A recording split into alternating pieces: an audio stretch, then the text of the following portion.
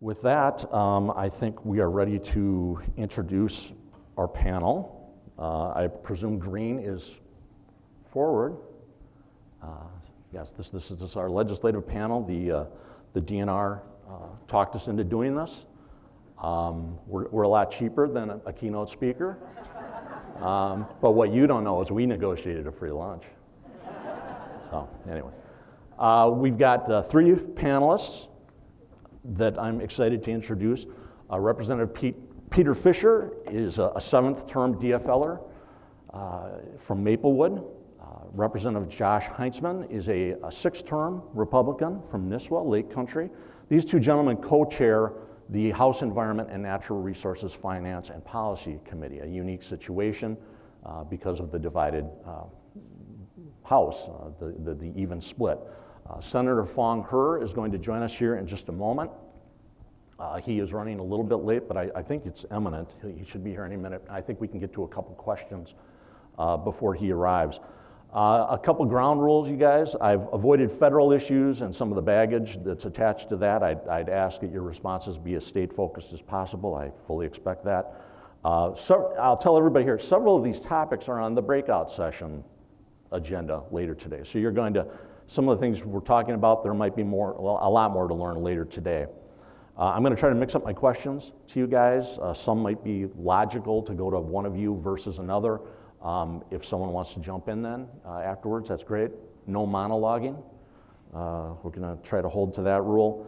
The slides will have a set of facts around the issue. I'm going to do my best not to read them directly to you because I know that's extremely irritating. I consulted with a number of people in putting these questions together. Some of you are out in the crowd. Thank you for your help. Thank you, Tim Spielman and Natalie Ryder, who helped me immensely as I kind of tuned these up. And at the end, we are going to try to take some questions from the audience. So you've got note cards on the table in front of you. Please write out your questions. Someone, just raise your hand. I think that's the idea, right, Gail? If they raise their hand, someone from DNR will grab it and they'll make their way to the front, and then we'll go through them. We'll try to have 5 or 10 minutes to go through those. Time is ticking. I've got a lot of questions here. I hope we can get to them all. And so we'll kick it off right now. You guys ready? First topic, finding some common ground in a divided legislature. It's nip and tuck. It's very close. We've got a divided legislature. We've got a DFL governor. Any optimism that the legislature can find some common ground on outdoor issues this year. Last session, when the House was evenly split, you two worked together to get a budget bill passed, but there weren't a lot of policy items. What are your strategies to ensure the key environment and natural resource policies that sportsmen in Minnesota care about are acted on this session, and they're not just maybe a footnote in a budget bill? Representative Fischer, I'll let you tackle that one first. Thank you. I think a lot of the work that we're going to be having done is not just necessarily between Republicans and Democrats, it's between the House and the Senate. As there have been times in the past year where when we were negotiating the last bill, it was not so much it was Republican versus Democrat as it was House versus Senate. And so a lot of it is setting the groundwork not only in our chamber between the parties, but also in the Senate chamber between the parties. And then trying to create an atmosphere where we come together and advocate. I think a lot of what we need to do is take a look at setting up that same kind of atmosphere going forward, is making sure that we're having good, robust discussions in a civil way. And I think that's the key to getting things done, not so much because I'm a Democrat or my colleague is a Republican, but because we want the best things for the state and want to make sure that we're having the robust debate that goes with it in a civil manner so that we can have a good relationship to get the hard work done at the end of session when we do put a bill together. Go ahead. Thanks, Rob. First of all, really glad to be here. I think it's a great question to lead with. And my answer would be, I believe we've already demonstrated that we can do that. This last session, we had to put together a bill, and it was, at times, a little bit adversarial, and our colleague isn't here yet, so I can't necessarily pick on him. But we did arm wrestle a few times, and I would say the House prevailed, but the senator might differ with that. But we did have to work on a lot of things together this last session, and I think that we're going to do that again this year. I think that my co-chair and I have demonstrated that we do have a capacity to go through these issues and find common ground and figure out where it is that, he's not going to get beat up in his caucus and I'm not going to get beat up in my caucus. And they're going to be solutions for Minnesotans. And, you know, it's kind of interesting because this room is full of people that are passionate about the outdoors. And Commissioner Stroman, your speech was great, but there wasn't necessarily huge applause lines, even though when we're in the outdoors, some of those times are the most meaningful for our families. I'm a father of 6. I've hunted all over the country. My wife and I are very active in the outdoors. And it's amazing how you can scream and yell and be excited or maybe scared half to death. You're going to miss that buck. But the work that we're doing here facilitates that, and my colleague and I are mindful of how important it is to get it right. In the spirit of time, I'm going to keep it going. I had a great follow-up, but let's move things along here. State hatcheries, big topic. I talked to the Minfish guys as I was preparing for today's event. There's a sense, I think, from some of the Minfish guys that there's a disconnect between legislators and the public on just how important stocking is to fishing in Minnesota, and then thus how important fishing is to the state of Minnesota.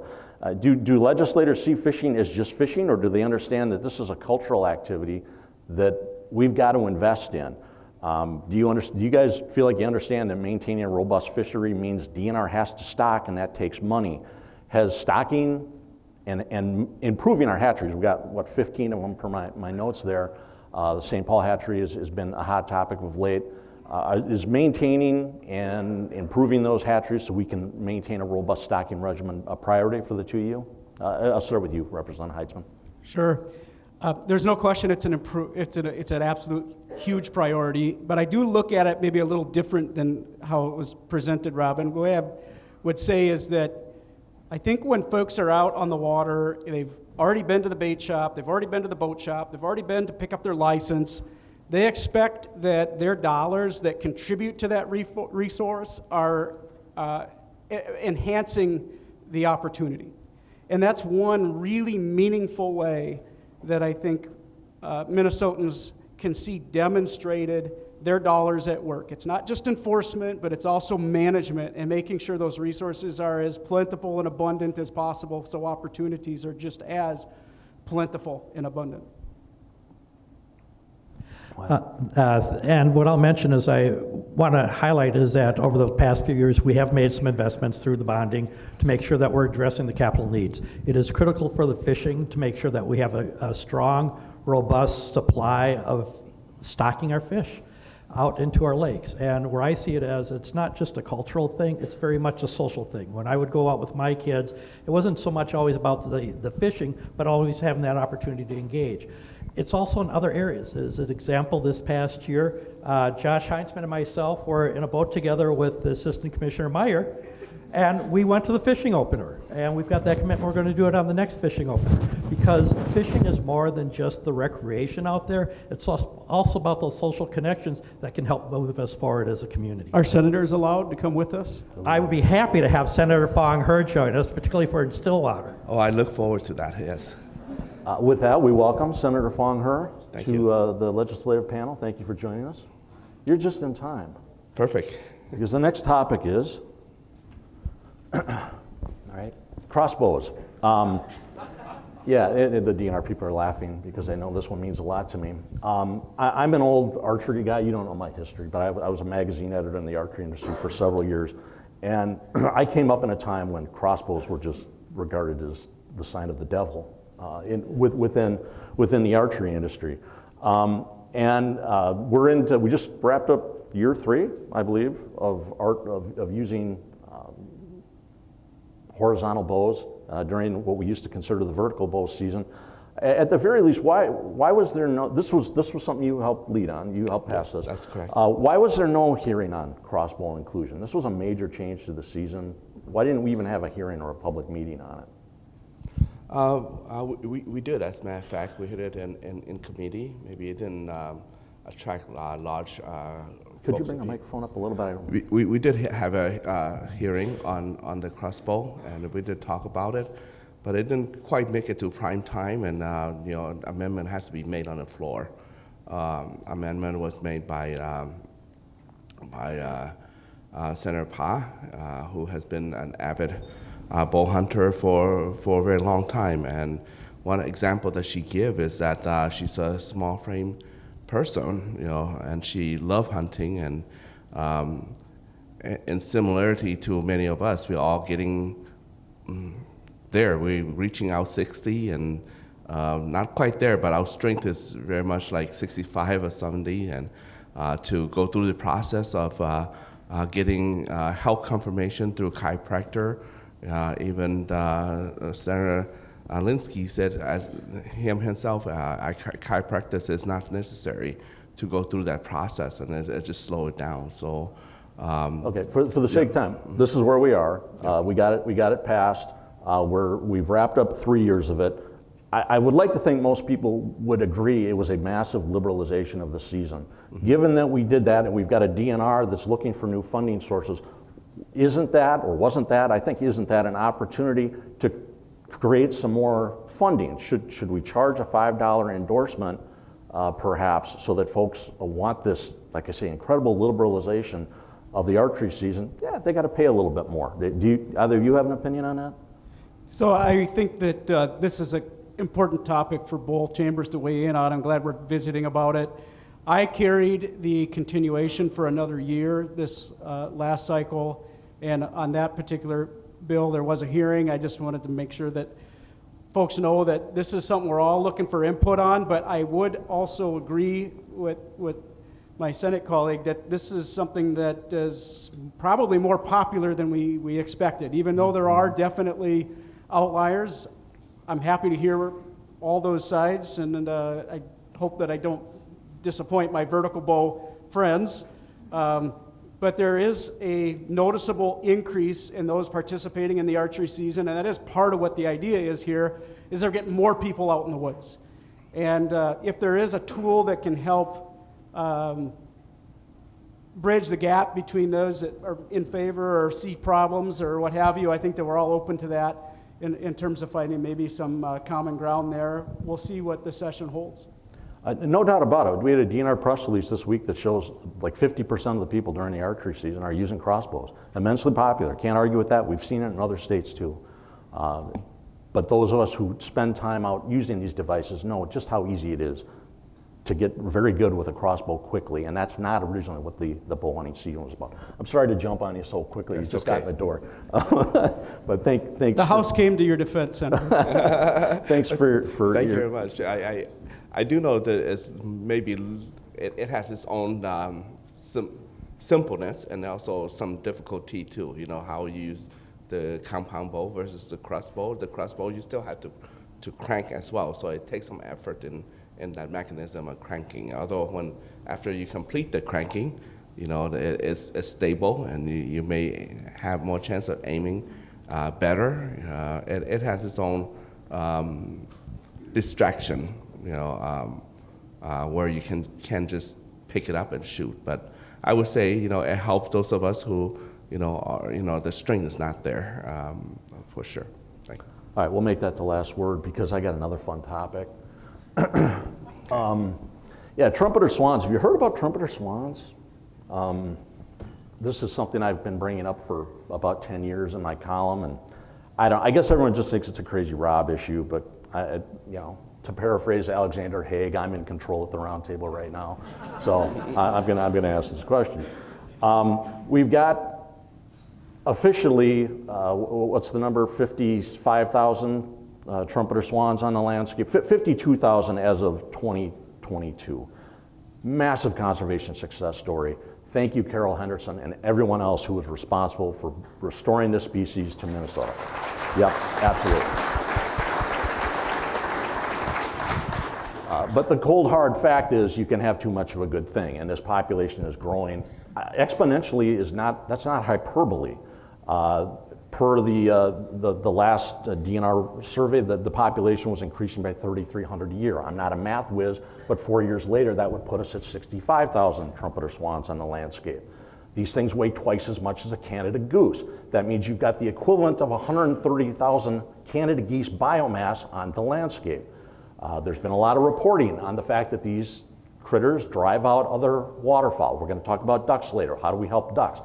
Well, trumpeter swans might not be helping ducks. This population continues to grow. We're seeing damage to wetlands. That picture that you see of the wild rice being torn out, that was damage from trumpeter swans on one of our wild rice beds.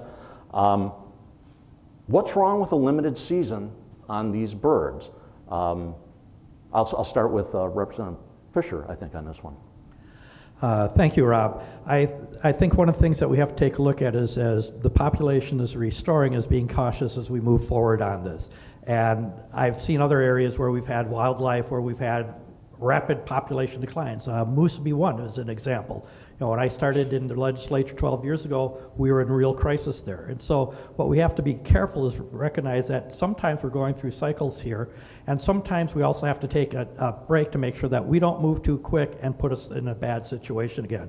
And I think what I'd like to do is, this is not a subject I'm as familiar with as I'd like to be.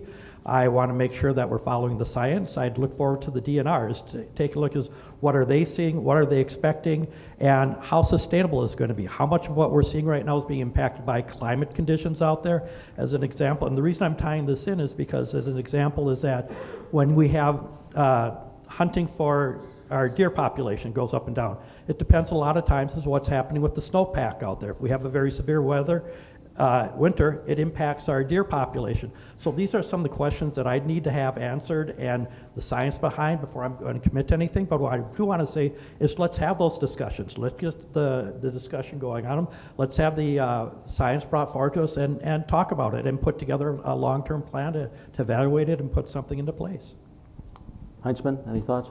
Yeah, thank you. And I'm actually really glad this came up today. It's not something that we're seeing frequently in conversation, but we do need to talk about species management. Where I live, I'm on 100 plus, we'll just say, acre pond, and 6 years ago, we always had, going back, a nesting pair of loons on our pond.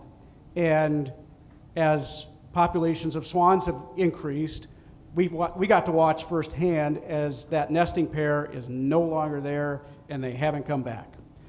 We have seen a lot of impact that is positive. It's great to see trumpeters. I think that that's something that we all agree is, as you mentioned, Rob, a tremendous recovery story, and Carol deserves a huge amount of credit for that.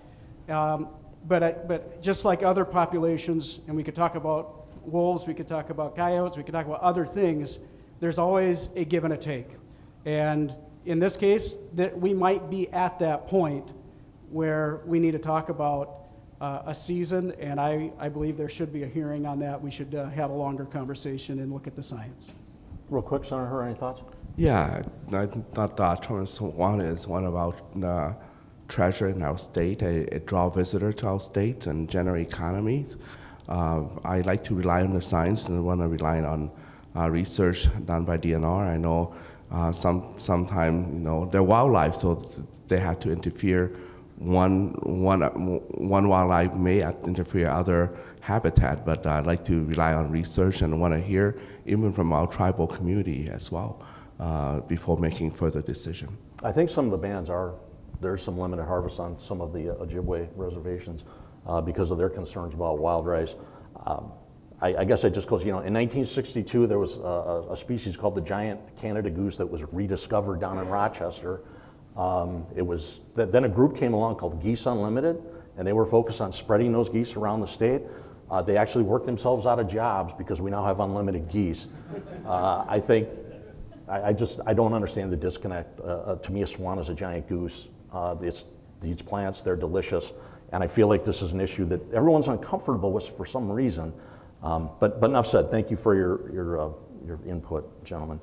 Let's talk AIS management a little bit. I talked to Minfish about this. Some concerns about there. This has erupted on Lake Minnetonka specifically, among other places, Harrison Bay. We've got lake associations that they have permits. They're using chemicals to kill invasive plants. And along the way, they're killing some of our native fish. This is concerning to some fisheries groups out there. The theory is that native plants are going to replace the aquatic invasives like curly leaf and water milfoil, but that like with buckthorn and terrestrial habitats, that's not necessarily happening. And along the way, we also have some permitting issues going on with lake shores. It's my understanding that there are fewer inspectors out there these days that are able to go out and make sure that lakeshore owners are not violating their permits to control aquatic plants along lake shores. I guess the basic question, do you and your constituents see the current AIS management that we have out there, that status quo, as being okay?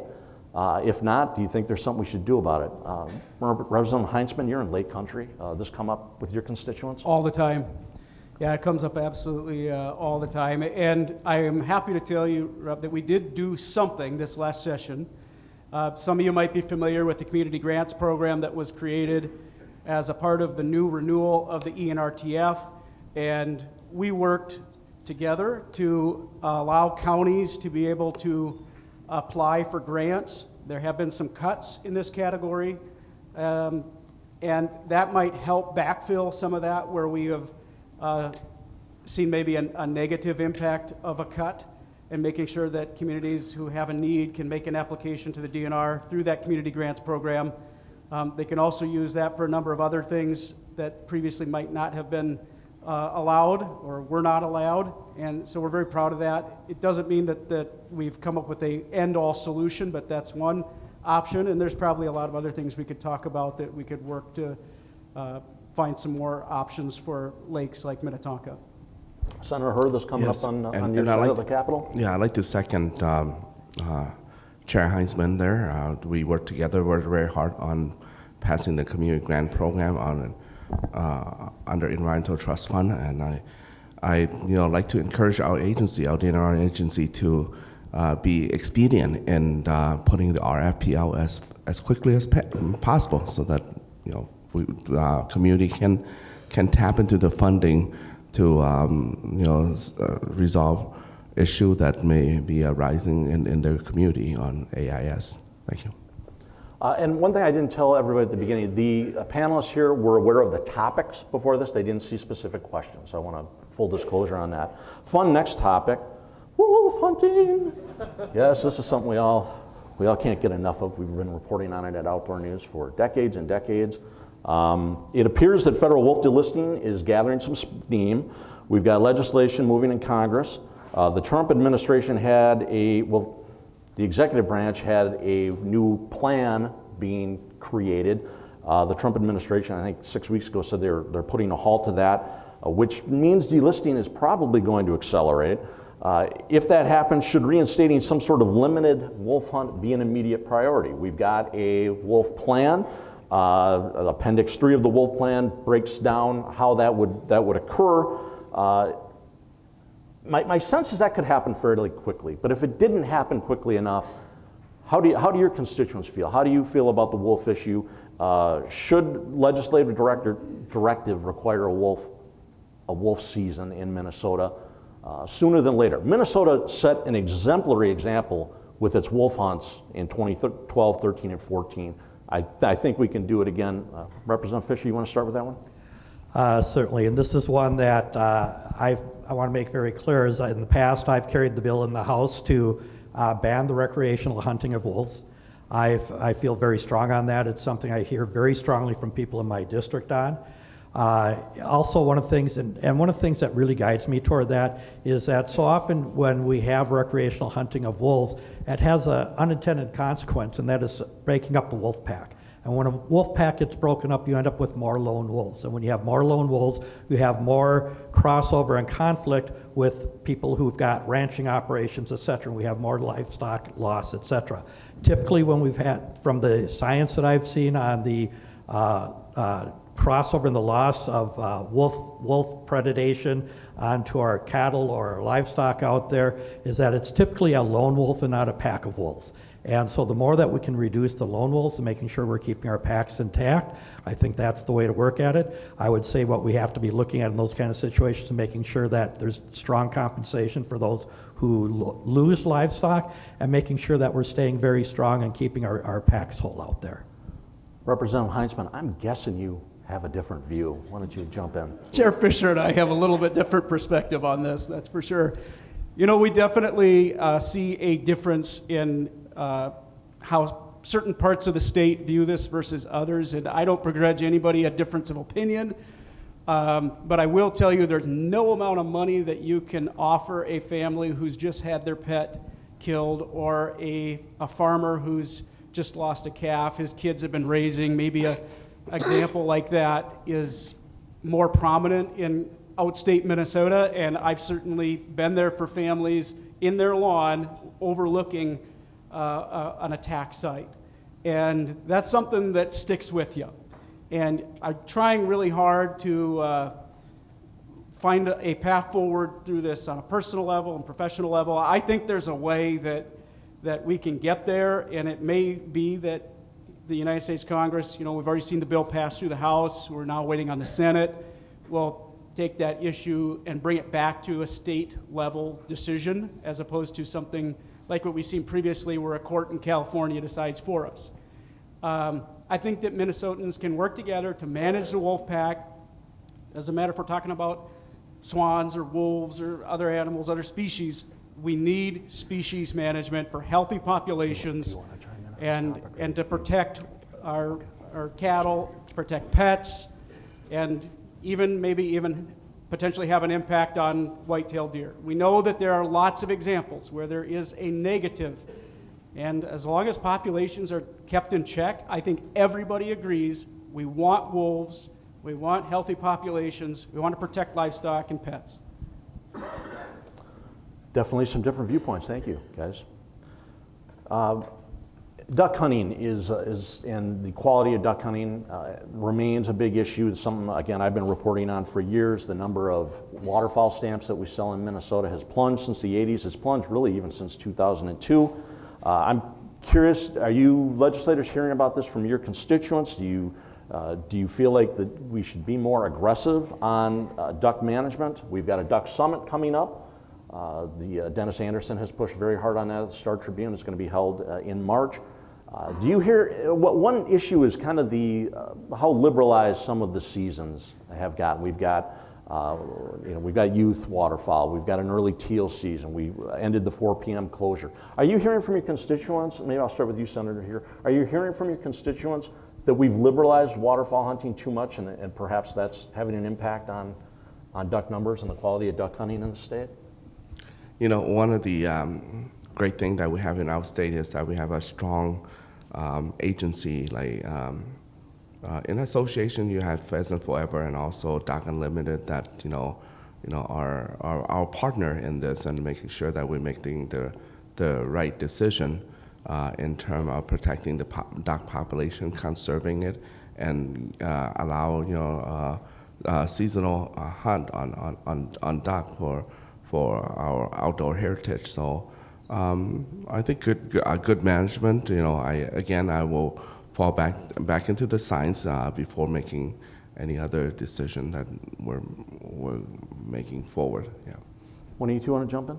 Yeah, I'll jump in on a little bit on it, and I'll echo a little bit what the senator was saying, is taking a look at the science. And one of the things I take a look at is what is happening to their typical nesting areas. If we've got a drought year, how much is that impacting, and at what point does it impact? Does it impact that current season, or does it impact the following season? I think we need to incorporate some of that in. And the reason I liken it to is kind of like with the deer population. If we've got a bad year of snow, that really impacts the deer population. Are we seeing the same thing with our waterfowl? What's going on there? I'd like to see some more information, what might be tying into some of that type of stuff, and then maybe take a look, what do we need to do long term? Is there anything that we could do to, in drought years, trying to make sure that we're not losing as much as we are right now?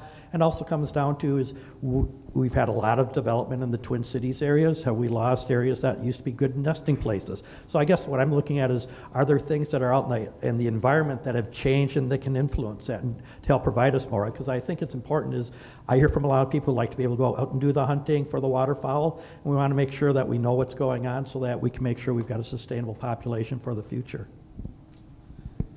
This is an example where it'd been nice to maybe have the questions ahead of time. Because I would love to know if hunting or participants in duck hunting are up or down. I think they're down, and the idea of the additional seasons is that you're creating opportunities for especially young people that they'd be introduced to the sport, the recreation, the opportunity to get outdoors and shoot ducks.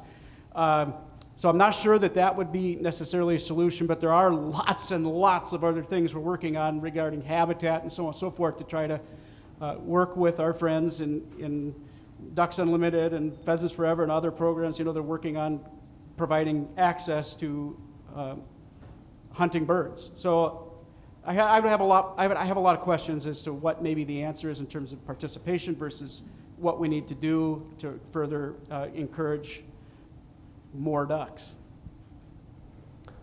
All right, thank you, gentlemen. I'm trying to hit a lot of topics here in a fairly short amount of time. By the way, the closed captioning doesn't exist for this demonstration, but it will be available in the video version later early next week, is my understanding. If you want to see that. Chronic wasting disease. I want to move through this one pretty fast. We're all aware what a problem CWD is.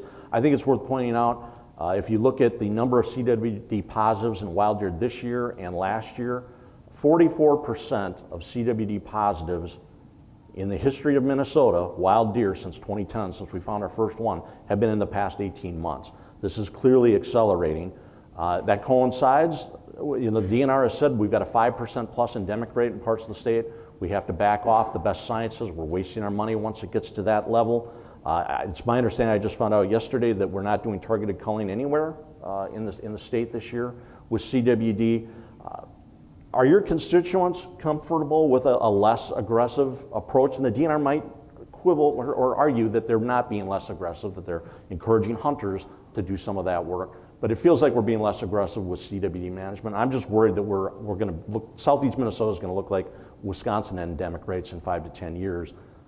Senator Hur, and you've got a lot of constituents that hunt the Southeast. Is this on their radar? Yes, I do, and I think we do need an aggressive education as well, and not just rely on our hunter to do the work, but I think our agency need to take responsibility and maybe helping folks to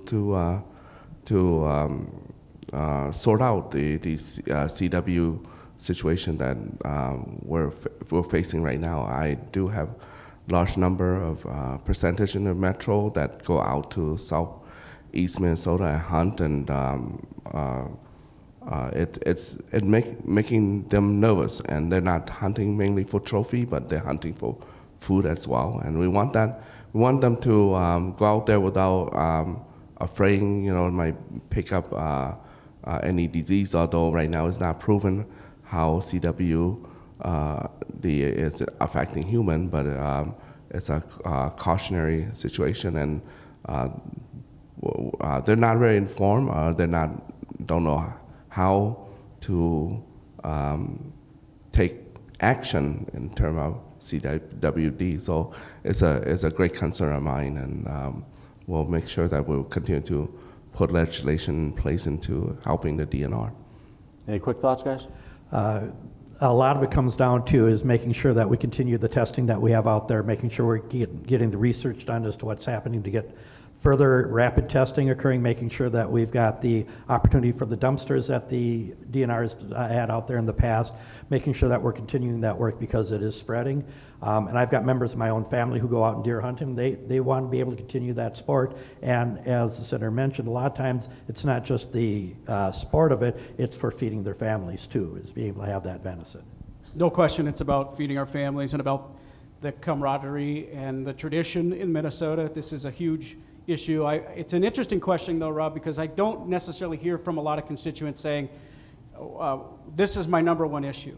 It's certainly on people's radar. It's certainly a concern, and they want to believe that we're working collaboratively to address it, and I believe we are. In the spirit of time, the DNR's been working on their For the Outdoors initiative for a number of years. The big one that's coming out, this report that they're going to offer in January on the outdoor rec endorsement, where it's basically an opt-in, as I understand it, that citizens could purchase access to state parks, maybe other properties, when they buy their vehicle tabs, that sort of thing.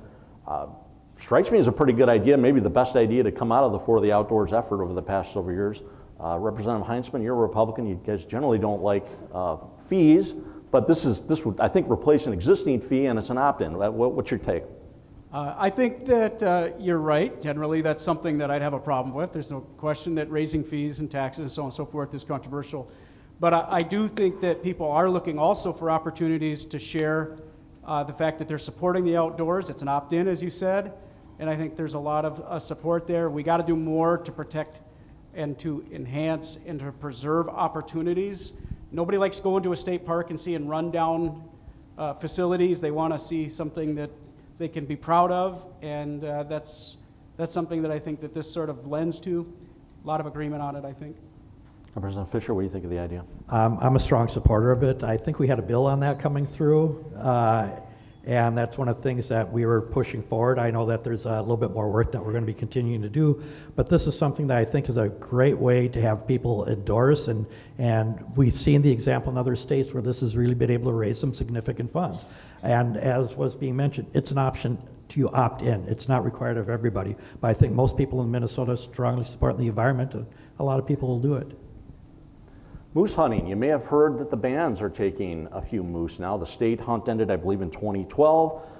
I'm hearing from my readers, and I think from my conversations with the DNR, I think they're hearing from the public too, hey, why don't state hunters get an opportunity to take a few moose? Also, the population appears to have stabilized in that 3,500 to 4,000 range.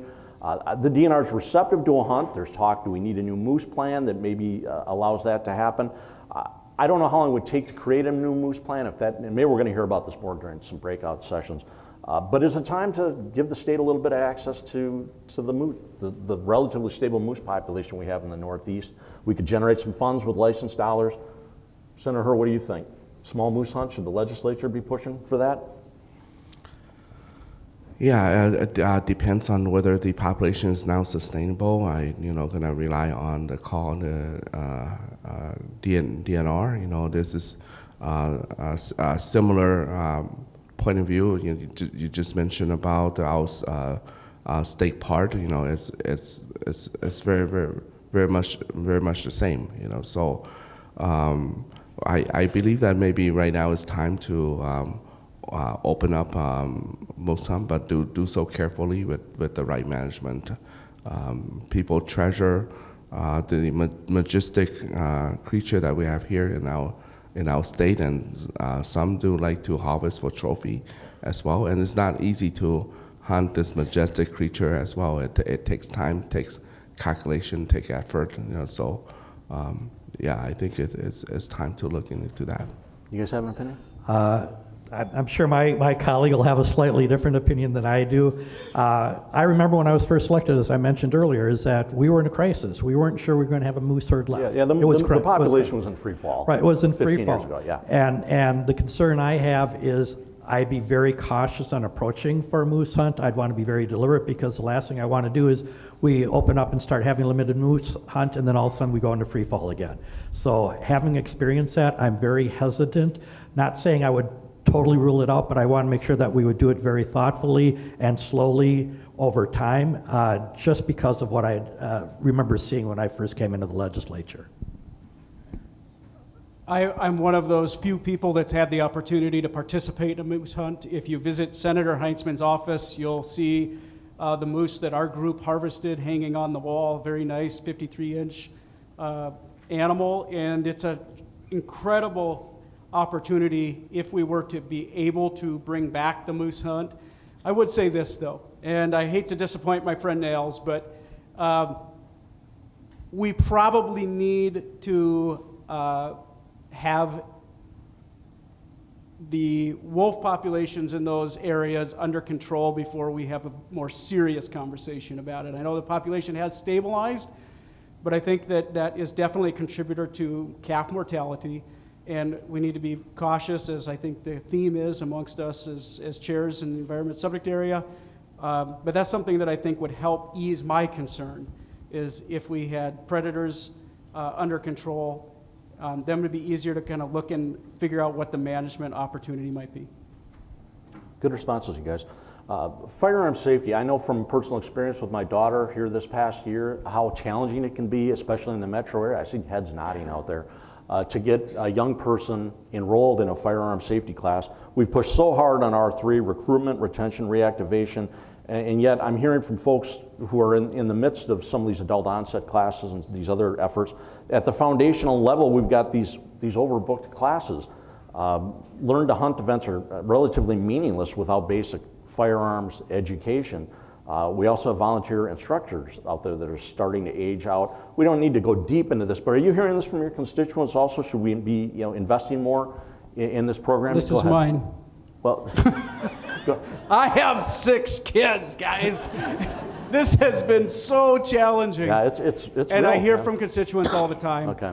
We need to do whatever we can to improve access to firearms training.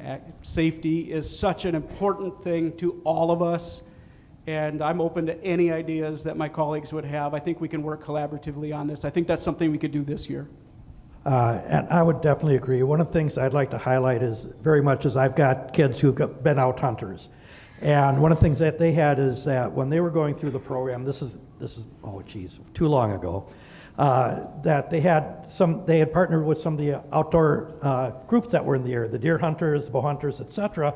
And that's how they learned it, is they partnered with the local schools. And I think that's some of the things that we need to do is we're starting to lose some of the volunteers, but we need to bring that option back in and have them partner with the local schools, the junior highs, the senior highs, being able to say, here's the opportunities we can offer, and in exchange, the kids also learn about hunting and getting engaged at a young sport. Because one of the things that we fear is that we're not having enough people, as people start aging out, we don't have enough of the younger generation coming in. And this is one of the things where I feel very strongly where you are. You've got the kids that want to get out there. We want to make sure that our kids in our metro area have got that same opportunity. And I think the way to do it is to get the groups who are experts in this, who are the old timers who've been around for a while, to help mentor the next generation coming in. I think this is a great win-win opportunity for collaboration across the state to make it happen. Are you hearing this from your metro Yes, constituents too?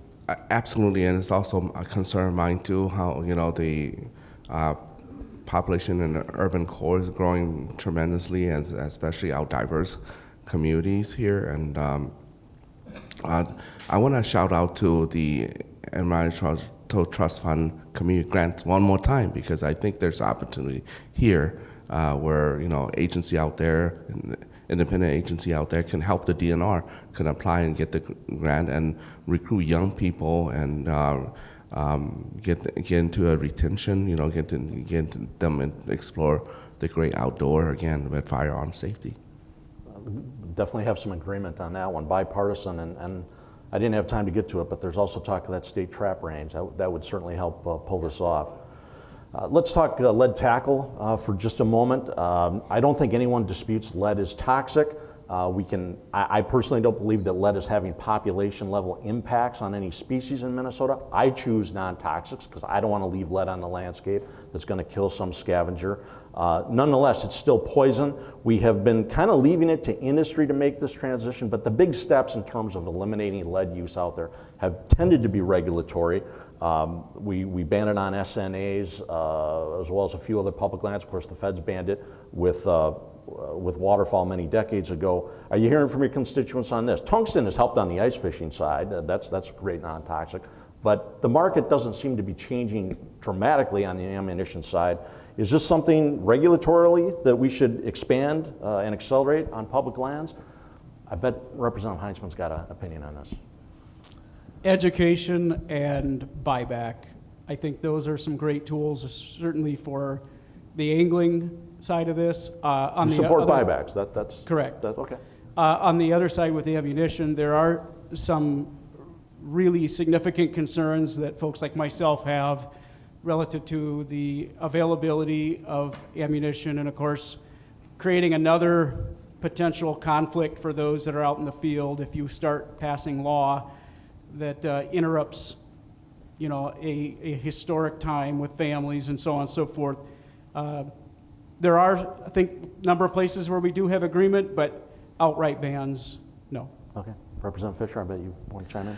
I've carried bills to ban the lead ammunition and tackle in the past. On public lands? On public lands. A lot of that came, focus is Girl Scout troop in my district. A number of years ago had come to me asking and advocating for it because one of the areas that we have a lot of swans in, a number of the swans were dying, and it was from the lead tackle. They were dying from the lead poisoning. And this was in a system that where the swans were gathering was also a chain that fed into the St. Paul water supply. So, the more lead you've got out there, eventually it starts breaking down in the environment. And We know that lead is not safe across the board, and what we need to do is find ways to incent moving from lead to other materials out there, making sure that they work as well. Any No, final thoughts? no Okay, additional good comment. enough. Yeah. In the spirit of time, I'm going to skip to this one. Believe it or not, this was the last. I didn't have this on here until yesterday, folks. I know we're all tired of talking about forward-facing sonar, but nonetheless, I saw Dennis Anderson wrote about it last week. I started writing about this like 4 years ago when some guides came up to me and privately said, well, off the record, Rob, that they were lethal with forward-facing sonar, and that when everyone's using it, there wouldn't be any fish left in the lakes. We have seen how popular forward-facing sonar has become. I firmly believe that it's the reason there's a 10-fish perch limit on Lake Mille Lacs right now. I know there's some DNR fisheries guys who say, well, no, Rob, it's really because of cell phones and social media. And that was a generic fisheries impression. That didn't mean to be anyone in particular. Nonetheless, Dennis Anderson in his column, he's quoted sources. I know a lot of people who hate that fishing now is people staring at screens. That's a social issue, but it's definitely having an impact on fisheries. There are people, I think Dennis advocated in his column, that there should be times and places where it's banned, that we shouldn't allow people to use this technology in some places. How do you guys feel about it? Senator Hur, I haven't started with you. Yeah, to be honest, I'm a very natural person, and I fish with friends. I see they use this mechanism a lot, this gig a lot, and it does give us, recreation the advantage. To be honest, I don't know this subject matter that well, but I would say, I'm a natural person. I don't rely on technology to compete with nature.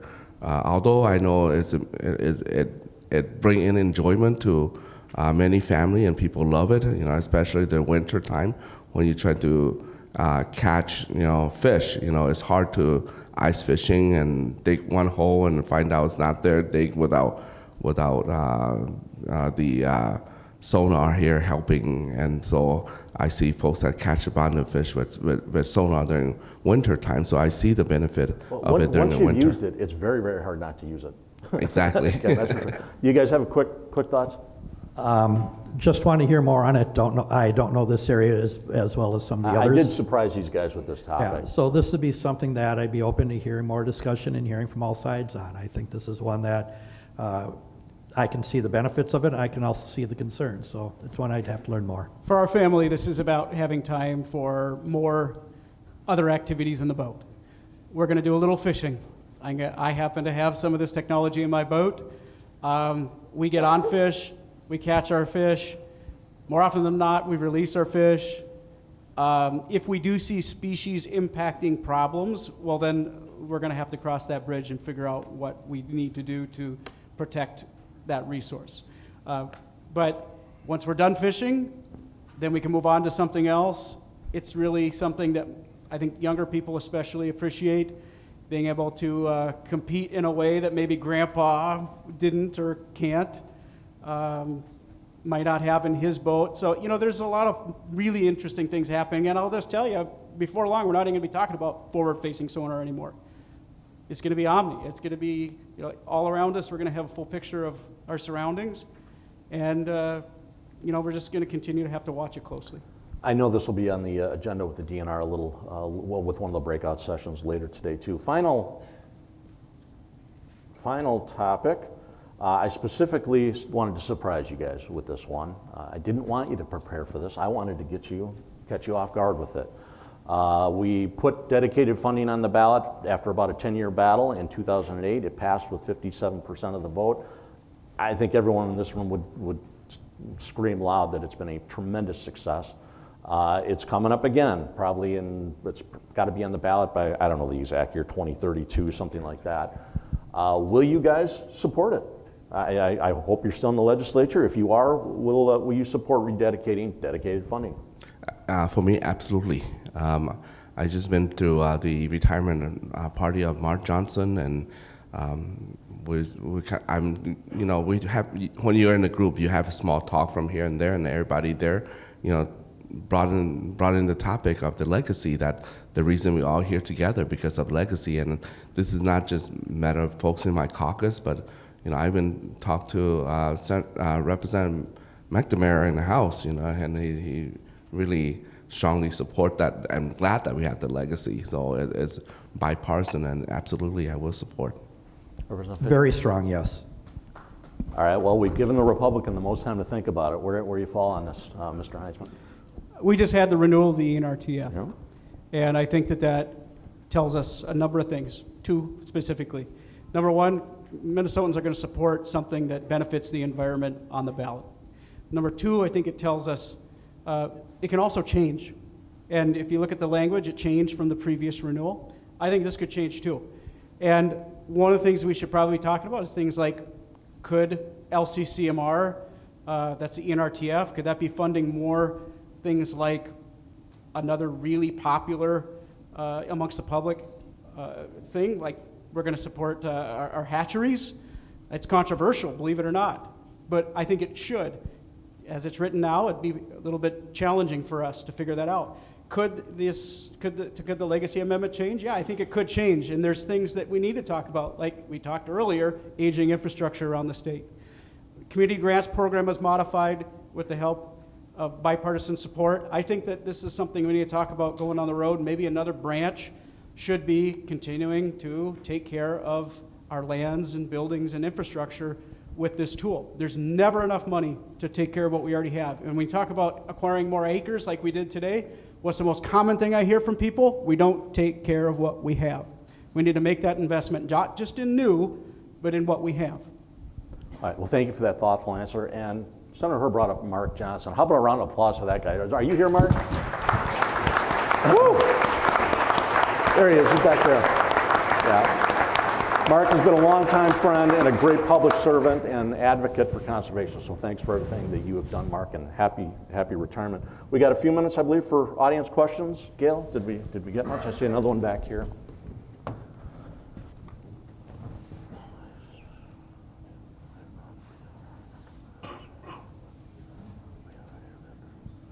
Here's a quick one. We have a Red River Board, a Mississippi Headwaters Board.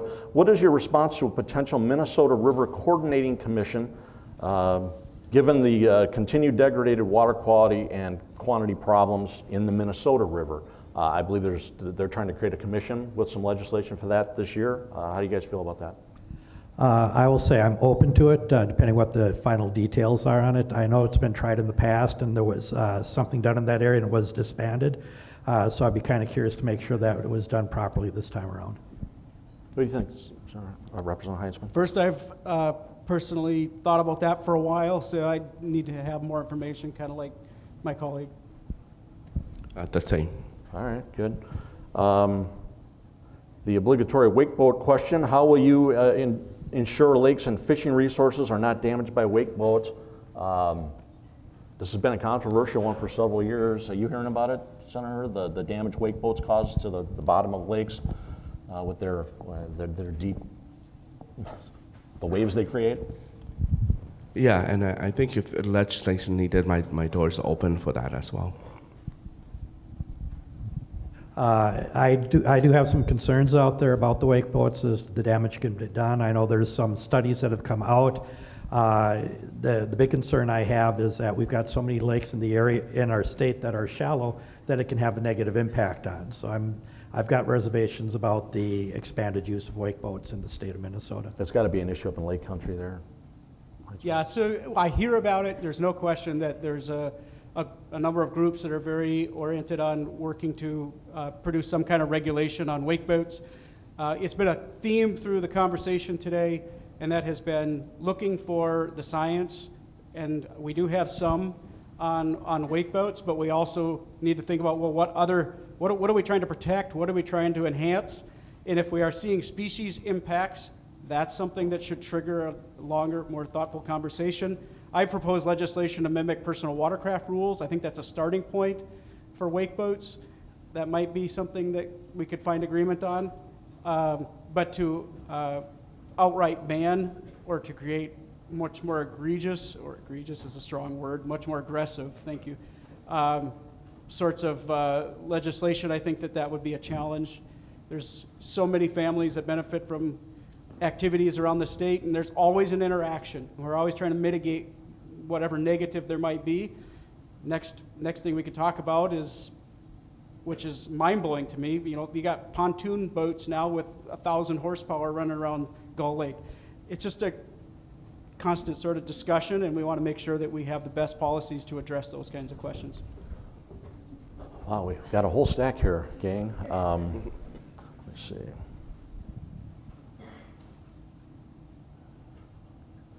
One specifically for Representative Heintzeman. Do you think your constituents get opportunities to see DNR management work, or do they get the impression that tax dollars are only spent on enforcement? Do you see opportunities to change that? I guess you kind of addressed that a little bit. Yeah, I think I did touch on that a little bit earlier, but I appreciate the opportunity to talk about it again.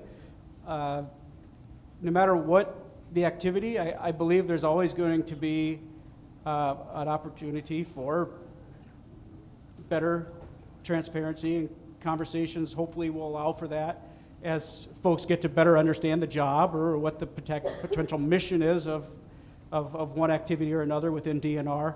So not sure how much more I need to go with that, but it's a fair question.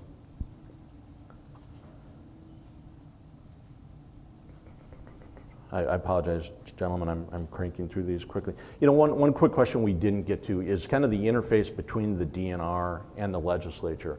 My sense is that there aren't as many legislators involved in the outdoors as there were even 10 years ago. I think there's some exceptions on the stage with me right now. I wrote some kind words about Steve Drazkowski a couple weeks ago, a gentleman I've disagreed with on a lot, but Steve could engage on outdoor issues with me. I could have a reasoned discussion and argument with him. Do you agree that that's an issue, that there's a bit of a divorce from the legislature these days and the DNR? And we've had a number of Office of Legislative Auditor reports involving the DNR. What happens to those? Do you guys read those, and does that affect? Cover to cover. Okay, does that affect some of the legislation that you move going forward? Senator Hur, you want to tackle that one quickly? Yeah, that's a good question. I think that the sense of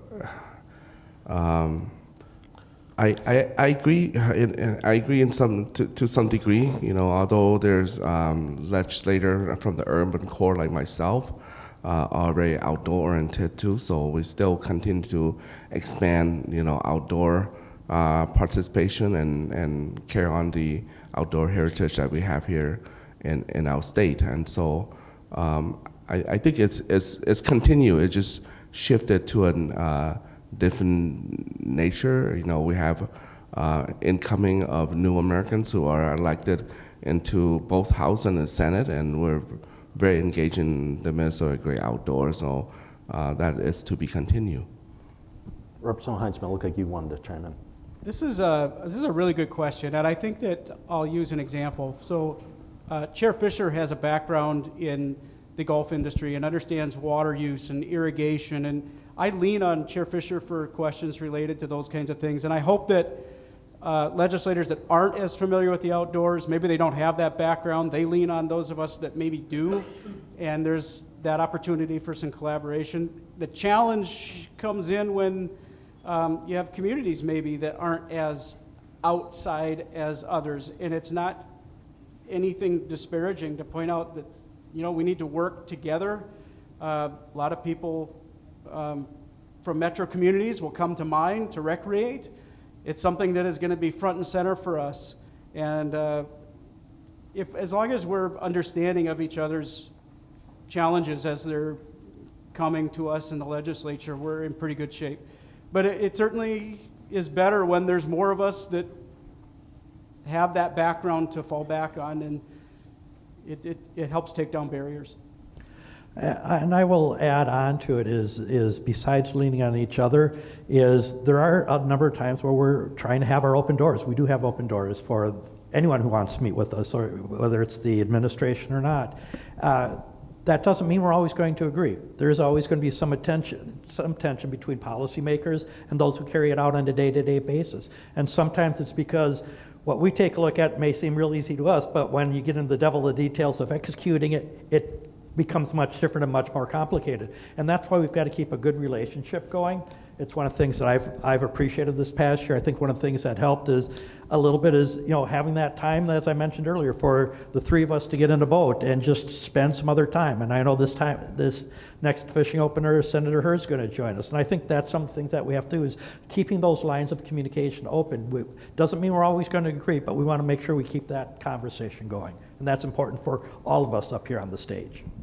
I think I've gone over time, so we need to. Okay, a number of questions here. One, investing in the future is investing in our children. What are we doing and what can we do more to build and retain an outdoor ethic in Minnesota children? I think we kind of tackled this one a little bit when we talked about shooting ranges and firearm safety, but nonetheless, I think it's an important topic. The whole idea of this is that our kids will have the same or better opportunity than we did. And that's why Minnesota makes the historic investment that it does. That's why we see the ENRTF renewed. That's why we see probably a legacy renewal in our future. And we're always wanting our kids to have that. My dad tells a story about how he was in his grandfather's boat and had a huge bass hit right next to him. Didn't catch it, didn't land it. But my grandfather looked over at my dad and said, "You will never forget that for the rest of your life." And I've repeated that to my kids about 1,000 times because it's true. And we want that for the future. It's a great question. I think it's fair. The ethic of the outdoors is, of course, preservation and protection to the extent that we can mitigate interactions that are negative and enhance opportunities. That's what we're doing. And I'd like to say that in the past, we've given dollars to the DNR to give grants out there, to do more, to get the kids out there, to do more out in the outdoor environment, because we see that's the future out there, and that's something that we want to continue investing in, make sure that we've got a strong next generation coming in, and not just the next generation, but our newer immigrants, our new Americans that come into the areas, making sure they're having those same opportunities so that we've got a strong, robust conservation group in the future for hunting, fishing, and enjoying the outdoors. Last word, Senator? Yeah, I think it's great, the combination of our legacy dollars, and I think that we should continue that. If it's up on the ballot again, do support whatever mean it is. The combination of legacy, the Environmental Trust Fund Community Grant, all that into combination will help reinforce the outdoor ethic of our future generation, and we want to create a pool of diversity out there. We don't want to segregate any community or detach them from their outdoor heritage. All of us, wherever we came from, we always connect with the earth.